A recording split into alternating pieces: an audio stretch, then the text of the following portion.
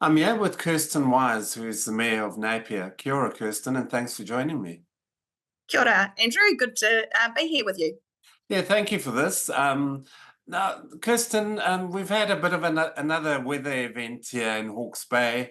Obviously, brings back some memories of Cyclone Gabrielle, although it's not as bad. Your council's Facebook page has been keeping people updated on what you're doing. You seem to have dodged a bullet in terms of the other councils around you seems to have had it worse. Give us an update of where things have been and what has been happening. Yes, certainly here in Napier, we have been, monitoring the situation, and our network is doing everything it needs to do. A few, little niggles, but nothing that our team haven't been able to respond to quickly. So our thoughts really do go out to our neighbours, Wairoa in particular and Homoana, who have both had to declare state of emergencies, and our team are assisting them in any way that we can. Now, it's been a busy few weeks for you because it's that time of the year for the 3-year plan or long-term plan, and there's been a bit of change after the public consultation. Tell us what has happened, particularly to the rates, the proposed rates increases. Yes, so the most significant change we've made is the reduction of the proposed rates increase from 23.7 to 19.95%. And I mean, it didn't come as any surprise that we received a significant number of submissions concerned about the proposed rates increase. And one of the things in particular that people highlighted was the increased labour costs, which actually made up half of the rates increase, so around 11.7% of it. And we sat down and thought, okay, what can we do as a short-term measure? Because obviously it's not possible to slash your labour costs significantly in a 12-month period. But in conversation with the Chief Executive, she has committed to achieving a 1.75% rates saving in labour costs, and really doing that by capping the FTEs at the 760 that are in the plan, and then really managing vacancies, looking at if roles can be, if there's a vacancy that's hard to recruit, or a vacancy for a role that may not be needed anymore, just being really innovative in the way that we actually look at that to ensure that we can achieve some savings. That's pretty good. This seems to be an issue or something that's been quite significant, is the number of people who have interacted and have given feedback to councils. Because looking at the other councils, Regional Council, Hastings District, you've had a similar thing. Why are people so interested this time? Well, I think it's not just regionally, but nationally, we've seen significant proposed rates increases. All of us here in Hawke's Bay are sitting around that 20%, and most councils in the country are in double-digit figures. And, we appreciate, with all the other cost of living pressures that our community are experiencing at the moment, this was just something else adding to that pressure. But the reality is we're facing, as councils, exactly the same pressures that every other individual business organisation is facing in terms of the cost of living crisis. And in addition to that, I think everyone now is well aware of the nationwide infrastructure issues that we have from underinvestment for a significant period of time, and we have to address that. And then here, of course, locally, on top of that, we've also got the ongoing recovery from Cyclone Gabrielle. So it's been a very, very challenging process this time around, trying to pull together our long-term plans. And what are your debt levels sitting at now? And how much more debt did you have to get in for operational costs to keep proposed rates rises up? So we currently only have $10 million of external debt. We're actually in quite a fortunate position. We have not had to debt fund any of our operating costs. We made that decision because it's not good practice. You're just, creating an issue for years in the future years, you're kicking the can down the road. You really don't want to be funding operational costs with loans. In saying that, we've got a huge capital program over the next 10 years. And so we are looking to having around the $500 million worth of debt around that level in the next 10-year period. That's quite a significant increase from 10 million to 500 million. Oh, it really is. And again, it's a reflection of the real need that we have to invest in our infrastructure. So that's particularly the ongoing water sort of conversation and the ever increasing regulations and standards in that water space, which requires heavy investment in our network. On top of that, we have a number of council-owned facilities that really do need quite a significant amount of investment as well. We own probably a lot more facilities than your average council. We've got all of our tourism facilities. So we're really having to take a good look at the investment that is required in them. And these are all the components that make up that capital program and that increase to debt levels. Do you think there's a possibility that some of those facilities you could sell off into private hands or anything like that? So what we have put in place, or the wheels in motion, are for a review of a number of our facilities. There's one group that we're looking to commercialise. So essentially, one of those, for example, is Ocean Spa, and at the moment we top that up with rates to keep the pool running. But we're looking to introduce models so that these facilities become self-sustainable, essentially. So that may also lead to, at some stage in the future, a potential sale, if we deemed that to be the best pathway forward. We're also undertaking a review on some of our other facilities, including the likes of McLean Park, the aquarium, and the Faraday Museum. And just again, we're calling that review group a reimagine. So again, these currently are facilities that have quite a heavy rates burden, and we're just looking at how we can actually change the operating models to again increase the return that we get from them. We don't believe they'll ever be fully self-sustainable, but can we operate them in a more efficient and effective way to reduce the rate burden on our community? So what would the thinking, with that in mind, what would the thinking be around McLean Park, for example? How could you see that happening? Would that be inviting people to take a share of it, or what are you talking about? Interestingly, I did just have a meeting today with regards to McLean Park in particular. That's sort of the first cab off the rank in this reimagined group of facilities. So very, very early in the process, obviously, but fundamentally, the key objective for McLean Park is to increase the utilisation of that facility. It's at the moment predominantly used for sporting events, predominantly rugby, and obviously it's an incredible facility that could be used for so many different types of community events. So we're really just setting the parameters of, okay, what might that look like in the future? And as you say, may that include us approaching some other organisations who may want to partner with us and potentially invest in the park. So like I said, early days, but it's quite exciting starting to explore the options. Because you've got a very busy events manager who seems to be bringing quite a bit to the city, and that. So you're talking more concerts, more other events. What other sort of events are you talking about? I think definitely we're keen to do more concerts. Again, being cognizant of people that live in the area, we don't want to bombard them with concerts every month.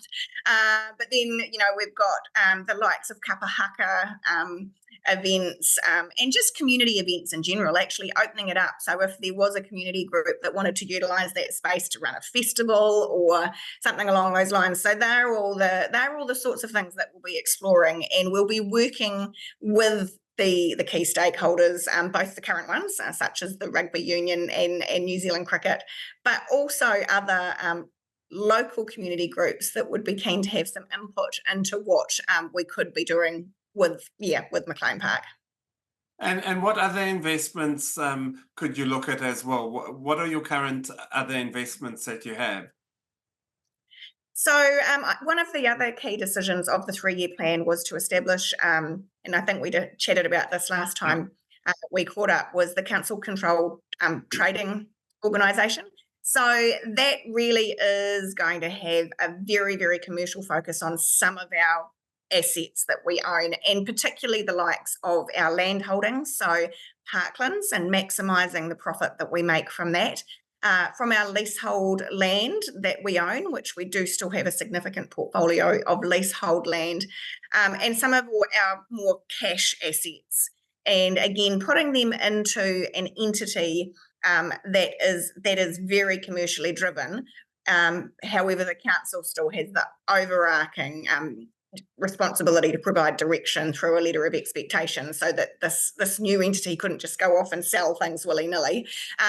But it does just provide that degree of separation from us as elected members to enable a board to have that really, really strong focus on maximising the rate of return from these assets that we own.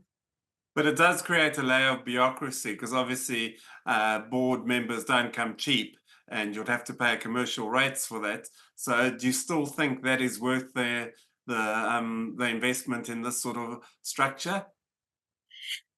Based on the modelling that's been done, we actually can see that there's huge potential in terms of it would even with those costs, it would still increase the level of revenue to council compared to what we're getting at the moment. And there's some fantastic examples around the country of these types of organisations. Quayside and Tauranga is probably one of the ones that does it really, really well. So, we're going to be looking at the models that these successful councils have implemented. There's no need to reinvent the wheel, and taking some learnings from them. Because I mentioned, we discussed it last time when we mentioned these the CCTOs. There is a bit of suspicion around them. People do see them as, it's a lax transparency, and it's a removal of any democratic processes and that. What do you have to say about that? It was interesting, actually, in the consultation process. We did receive a number of submissions and support. It was quite split.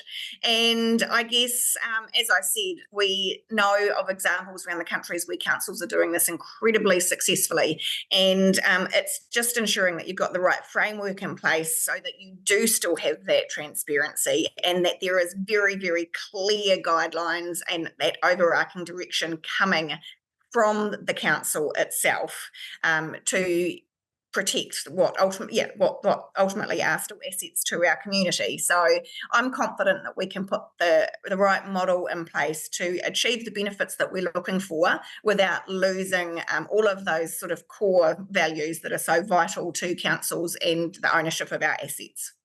Were there anything that came into through the submissions that you thought, oh, that's a very good idea, we didn't think of that?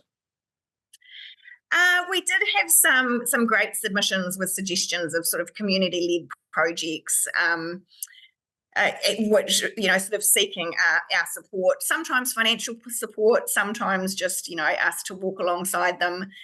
So I guess we will be coming out with more details around what some of those might look like over the coming months.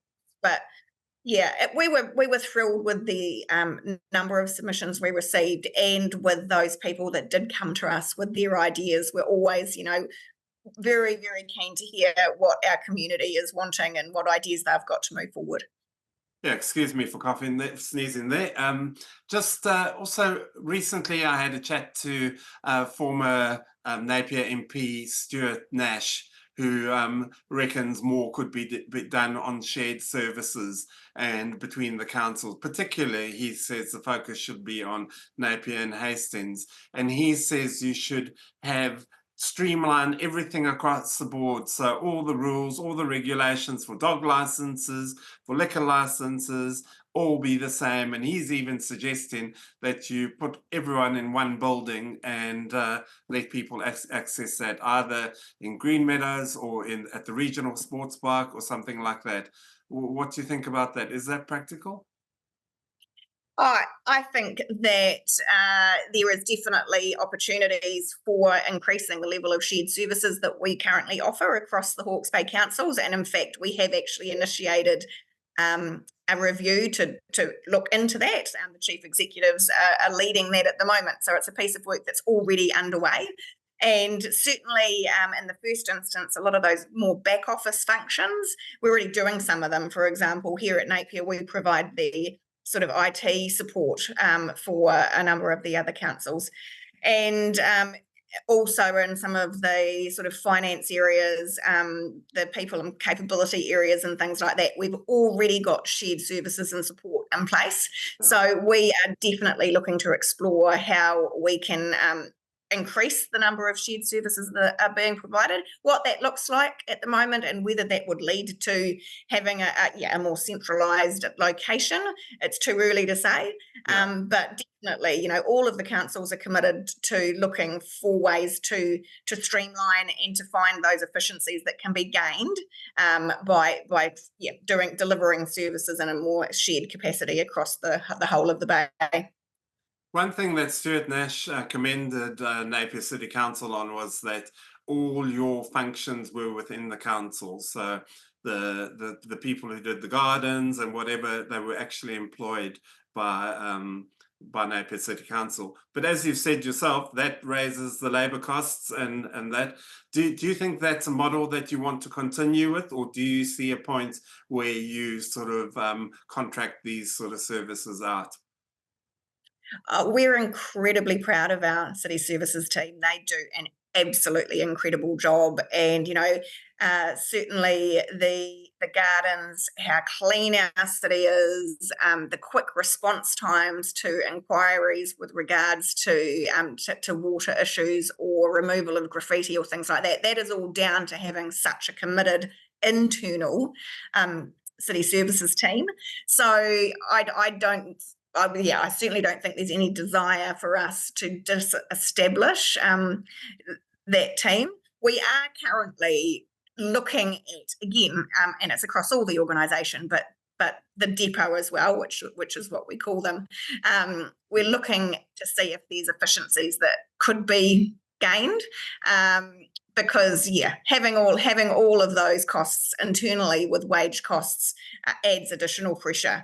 But we just think that if you want to get the level of service that we currently have, you don't get that with contractors. You just don't, because you don't have the same level of passion and commitment. It's people's hometown, it's their community that they want to serve, and they serve them with pride. So certainly no intention to look at establishing that anytime in the near future, but always looking to find efficiencies. Yeah, just a few more questions, but just in terms of, I was speaking to Craig Little the other day from Wairau, and he was saying we need more money from central government. That's the bottom line. And I know they are a smaller rural council compared to you. What do you say about that? Do you think central government needs to be funding local government more? Absolutely. And I think every single council in the country would agree with that, whether it be Auckland or whether it be Wairoa. We have all been telling central government that the funding model for local government is broken. It's not working. And unless we get additional support from them, these double-digit rate figures won't go anywhere. That they'll be here for a significant amount of time. Looking at the level of infrastructure investment that's required, again, across the country, that's a reflection of the fact that our funding model just simply does not bring us enough revenue to do what we need to do. And another issue that has come up that's often discussed, and I think we've discussed it before, is the issue of boundaries. And you've mentioned that, some of the areas that fall into Hastings actually identify more with Napier. Is there anything you can do to change the boundaries, or are they locked in as they are? There is a process, and a legislated framework. What my understanding is, and what I've always been told by central government when we've raised this issue, is that it really should be community driven. The politicians should stay out of it, because then the perception is then it's just an argument about, or a rate grab. I'm sure Hastings, if we suddenly took a whole heap of their properties, around the Esk Valley and things like that, that's lost rates revenue to them, which they don't want to give up their revenue. More So, rodents to look after more roads for you well, to look after, though. this is very true. But I think for it to be successful, it really needs to come from the community, and that was a conversation I had with a number of community members post Cyclone Gabrielle, because that was where it clearly showed a lot of those Esk Valley people do identify with Napier, and we actually provided quite a significant amount of support there, because it made sense for us to do that, and we wanted to support Hastings. So certainly, I think that it would make sense in a lot of ways to see some boundary realignments happen, but I also do firmly believe that needs to come from the community and not from the politicians. I mean, things are pretty dire as they are now. Are you still optimistic? Do you still have some hope that your city and the region can get through this time? Oh, I do. There's a lot of really positive things happening. We've had a great commitment for short-term funding from the government in terms of what's required for the recovery, and in particular in that transport and roading space. And now we're working with them for those out future years, because fundamentally it is a 7 to 10 year recovery, particularly for the likes of Hastings, Central Hawke's Bay and Wairoa, with what they need to do around their roading. And central government is taking on board what we're saying. So we're looking forward to hopefully having some certainty around what that future funding might look like. And we're a resilient bunch here in Hawke's Bay. If you look back at our history, we've had some significant events over the years, and we bounce back. That's what we do. So we will do it again this time. And finally, I ask you this question every time we talk. So have you got another term in you? Look, that's the plan. So we do always have the conversation, Andrew. So we're pretty much halfway through this term, but I guess for all of us at the moment, all of the councillors and elected members, now is about the time that you start seriously trying to decide one way or the other. And at this stage, I am intending to throw my hat in the ring again next year. Good stuff. Okay, well, thank you so much, Kirsten Wise. I really appreciate your time, and we'll have another chat with you in the near future. Absolutely, Andrew. Good to chat with you.